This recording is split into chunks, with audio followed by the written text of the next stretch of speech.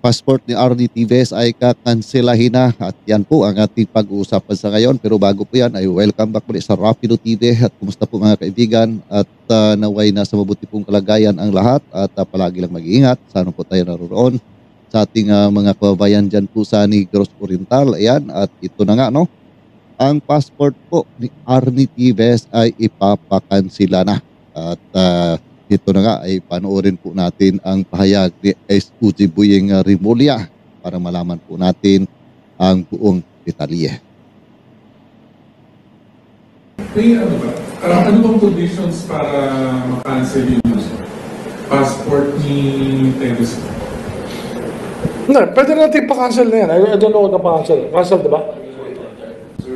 Can you check with the State Council if well, we can already deprive him of the documents.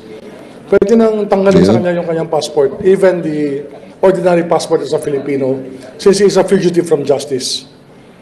Sir, tama po ba, cancel na po yung passport? Dapat, we'll find out the real status very soon. Sir, kung sakaling ganun, magsisik pa tayo ng deportation niya being undocumented alien sa atin? That's one thing that we can do. Actually, pinag-usapan din namin ni President Jose Ramos Horta yung death penalty not being applied in the Philippines anymore.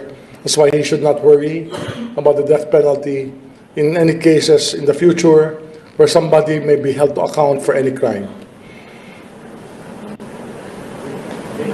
Okay? Thank you. Okay, alright yan at napanood na po natin ang video mga kaibigan at ito na nga no, ang pahayag ni SUG Boyeng Rimulya na ito ngang passport ni Arnie Tives ay ipapakansela na at dahil ito po siya ay wanted naman po ngayon sa atin pong batas no? Dahil ay marami na po ang warrant of arrest na lumabas laban po ito kay Arnie Tives at base na nga sa sinabi ni SUG Boyeng Rimulya na pwede na po ipakansela ito ngang passport ni Arnie Tives. So, patungkol po sa pagkansela mga kaibigan ng passport ni Arnie Tives, which is ay magandang balita po yan na dapat po ay gawin po nila kaagad yan na ipakansela ito po nga passport, no? Para po ito nga si Arnie Tives ay hindi na po basta-basta makapunta pa kung saan man pong bansa na gusto niyang puntahan. Na sa ating pong napag-alaman nung mga nakalipas na mga pahayag ni SUG Boyeng Rimulya na ito nga si Arnie Tives ay minsan po ay pumupunta ng ibang bansa sa Thailand, Vietnam, Cambodia, di ba? So kung kansilado na po ang kanyang passport ay hindi na po niya po yan magawa. Depende na lang po kung doon po sa bansang Timor-Leste ay nagpapagawa po siya ng kanyang passport. So yun lang po ang hindi natin alam mga kaibigan na baka ngayon po yung passport na ginagamit po niya ay hindi na po passport sa Pilipinas. Kasi mapira po si Arnie Tives, di ba? Mga kaibigan. Pwede po niyang bayaran kung sino man po ang in charge sa paggawa ng passport sa kanila pong bansa, sa bansang Timor-Leste. At lalong-lalo na po ay malakas din po ang kapit ni Arnie Tives sa bansang yan, no? Sa bansang Timor-Leste. So, masabi po natin na useless din po yung pagpapakansela nito pong passport ni Arnie Tives kung hindi naman po niya na ito ginagamit. Pero kung ito po ay talagang yun pa rin ang ginagamit po niya, maganda po yan na balita na ipakansela, kaibigan. So ano kaya ang inyong masasabi dito sa plano na pagpakansela nito pong passport ni Arnie Tives, which is okay ba ito mga kaibigan? Para sa akin po, ang masabi ko ay okay po ito. Pero yun lang po no, ang sinasabi ko nga na may pira po ito nga si Arnie Tives at kaya po niya magbayad kahit na milyones pa no ang halaga. At pwede po siya magpagawa ng passport na sa ibang bansa mga kaibigan ito po mga kaibigan, no, ito ay talagang dito po sa bansa, no, sa ngayon na kung saan ako. Meron po akong kaibigan dito na Pilipino. Isa po siya talagang Pilipino. Noong nag-expire po ang kanyang passport at sabi niya kung uuwi pa siya sa Pilipinas para po ay magpagawa ng panibagong passport, malaki po ang gagastusin. Siyempre, mas mahal po talaga. Pamasahe mo lang, back and forth, at saka maghintay ka pa doon sa atin po, no? Na halos 1 buwan bago po lalabas yung pong ating bagong passport. Mayroon pong nakapagsabi sa kanya na pumunta po siya sa bansang Indonesia at doon po siya magpagawa ng passport, pero hindi na po passport sa Pilipinas, kung hindi ay passport po ng Indonesia. At nangyari po mga kaibigan, 3 araw lamang po siya sa bansang Indonesia. Pagbalik po niya, passport na po ng Indonesia ang kanyang gamit, mga kaibigan. Dahil sa bansang Indonesia, iwan ko lang ngayon mga kaibigan, no, kasi yung nangyayari po nung kaibigan ko na nakausap ko ay 2 taon na po ang lumipas, no? 2 taon na po ang lumipas. So iwan ko lang sa ngayon kung talagang stricto na po ang bansang Indonesia at hindi na po pwedeng makapagpagawa pa ng passport. Talagang original passport po mga kaibigan, na passport ng Indonesia. Dahil pagkadating po niya doon sa bansang Indonesia, mayroon po silang tinatawag doon na KTP card, no? Yung pong kung sa atin po parang national card mga kaibigan, no? Sa kanila kasi matagal na po meron, no? So yun po, kukuha ka muna ng KTP card, no? Tutulungan ka po ng mga tao na taga roon po sa Indonesia, iparehistro. Tapos meron ka na pong KTP card. At doon po, pagka meron na kang KTP card, so talagang Indonesian ka na. At masabing talagang isa ka ng Indonesian, hindi ka na Pilipino. At doon po, pwede ka na po na makapag-apply ng passport sa Indonesia. Dahil sa passport ng Indonesia, mga kaibigan, dali lang po talaga makuha. 1 araw ay hihintayin mo lang, makukuha mo na. Parang noon po sa atin sa Pilipinas, diba? Nung yung passport natin nung kulay green pa, yung ating passport na yung pong mga pangalan ay nakasulat lamang ng handwritten, diba? Kung naalala po niyo yan mga kaibigan, yun po ay pwede din po natin hintayin dati, no? Pagkahapon po makuha na natin. So dito po sa Indonesia ay ganoon din po, no? Pero dito po sa kanila, katulad po sa ating passport na talagang computerized na po ang kanilang passport mga kaibigan. So ganoon po mga kaibigan.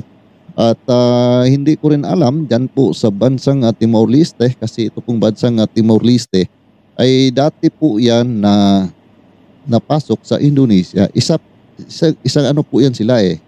Yun po ay kasama po sa Indonesia, pero ay parang gumawa po sila, no? Umalis po sila sa bansang Indonesia at gumawa po sila ng sarili po ng bansa, no? Tumiwalag po sila sa Indonesia. Pero dati talaga itong Timor-Leste ay Indonesia po yan, no? Kasi marami po akong mga kasama dito na mga nagtatrabaho na mga Indonesian. Meron din po mga Timor-Leste, mga kaibigan. At sila nga mismo ang mga nagsasabi sa atin na itong Timor-Leste ay dating Indonesia po yan na tumiwalag po, no? Na nag-iba po sila. Gumawa po sila ng sarili po nilang bansa. So iwan ko lang doon po sa bansang Timor-Leste kung may ganun din po ba na pwedeng magpagawa ng passport na mismong dyan po sa Timor-Leste, na maging isa ka na pong talagang Timor-Leste, di ba? Kung katulad po sa Indonesia, no? Pero sinasabi ko nga, 2 years na po ang nakalipas noon pong aking kaibigan na nagpagawa po siya ng passport sa Indonesia. Hindi lang po 1, 2, 5 po sila na nagpagawa na po na Indonesian passport na po ang kanilang ginagamit dito ngayon, no, sa bansa na dito po ako. Ako po ay dito po sa Malaysia, mga kaibigan. No? So, kaya malapit lang po yung Indonesia, saka yung Malaysia, land trip lang po, di ba? So, land trip lang po. Pagka siguro mga 24 oras ay nandoon ka na po, land trip no, sa Indonesia. So, pagka mayroon ka pong mga contact, kilala, ay madali lang po na magpagawa ng passport, ng Indonesian passport, di ba? At original po yan, hindi po yan fake na passport, mga kaibigan, ang mangyayari po na passport. Kasi pagka harap mo yung katulad sa atin sa passport office, sa kanila, yung mga Indonesian, siyempre dito, katulad lang din po yung salita, no? Parang parehas lang po, malayo ang salita po dito sa Malaysia, doon po sa Indonesia. So hindi talaga mahihirapan. Hindi po mahihirapan na kung ano man po ang mga katanungan ay dali mong masagot dahil ay talagang bihasa ka na po na nagmamalayo. No? Katulad po sa amin dito. At yan din po sa bansang Timor-Leste, ganun din po, meron din pong mga malayo po dyan sa bansang Timor-Leste. At meron din pong salitang Portuguese. No?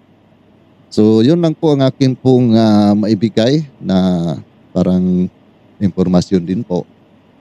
Patungkol nga dito sa pagkansila sa passport po ni Arnie Tibes na which is ay maganda po ito na balita na ipakansila.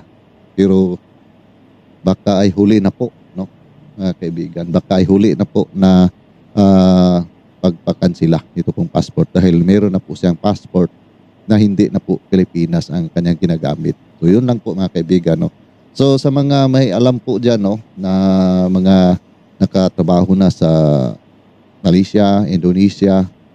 So kung meron din po kayong experience na katulad dito sa akin pong na-experience yan, na kaibigan ko po na pumunta po sila sa Indonesia at nagpagawa po ng passport. Hanggang ngayon po, yun pa rin po no, ang gamit po nila, Indonesian passport. Kasi hindi na po sila mahirapan pag mag-renew po sila. Kahit sa embassy lamang po dito, sa Indonesian embassy dito po sa Malaysia, doon po sila mag-renew, ay marirenew na po nila. Dahil nga sila po ay naging Indonesian na po. So, ayan o, pag-comment po sa ating comment section mga kaibigan kung meron din po kayong mga kaibigan na katulad nitong ating mga kaibigan na nagpagawa nga ng passport ng Indonesia. So, ayan lang po. At ako po muli ay magpapasalamat sa inyong patuloy na pagsuporta. So, bye-bye dito sa aking mga ginagawa po ng mga reaction video, mga news update. At kung nagustuhan po ninyo ang video na ito mga kaibigan, paki-like naman po at maaari ay paki-share na rin. At ako po muli ay magpapasalamat sa lahat po, Luzon, Visayas at Mindanao at sa ating mga ka-OFW. Yan, maraming salamat po sa inyong patuloy na pagsuporta. At sa lahat po na mga hindi nag-escape ng ads, maraming salamat po sa inyo, Ma'am Sir. At see you po sa next video ko. God bless all of us. Palagi lang mag-iingat saan po tayo naroon.